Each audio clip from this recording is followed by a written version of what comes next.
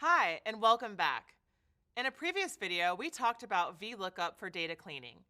We also discussed the importance of preparing our spreadsheet before putting VLOOKUP to use. Now we're going to experience it in action. As a quick reminder, VLOOKUP is a spreadsheet function that vertically searches for a certain value in a column to return a corresponding piece of information. Let's start with VLOOKUP syntax. In this example, 103 is the value to search for. A2:B26 is the range that will be searched. As you may remember, VLOOKUP will not recognize column names, such as A, B, or C, so we use a number to indicate the column. Lastly, false tells VLOOKUP to find an exact match. If this said true, the function would return only a close match, which might not be what we want. Okay. Now let's put VLOOKUP to use. One of the most common things data analysts do with VLOOKUP is populating data in one spreadsheet from another. Here's an example. Let's say we're working with data that exists in two different spreadsheets, but we need information from both in order to answer our business question. VLOOKUP can connect two sheets together on a matching column to populate one single sheet. Check it out. In this spreadsheet, we have employee ID numbers and their rates of pay. And in this spreadsheet, we have the same employee ID numbers and how many hours each person worked.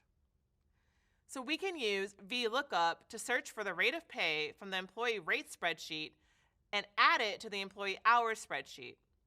The formula is equals VLOOKUP, open parentheses, then A2, which is the first employee ID number in the employee hours spreadsheet.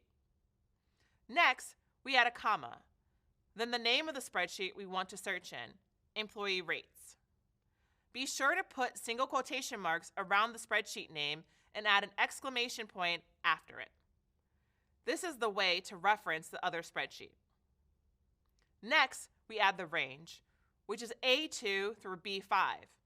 As you saw in a previous video, we can also choose to add $signs to lock the range with absolute cell references. This prevents them from changing when copying the formula to other cells. Add another comma, then a 2. The 2 indicates that we want to search for a match in the second column, column B, for rate of pay. Finally, one more comma, and we add false to look up an exact match. Drag the formula down the column, and now we can use a simple multiplication formula to calculate each person's paycheck by multiplying hours worked by our newly created pay rate column. Great work!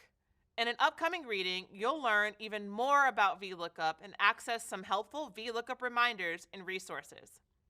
VLOOKUP is one of the more complicated functions, so keep practicing.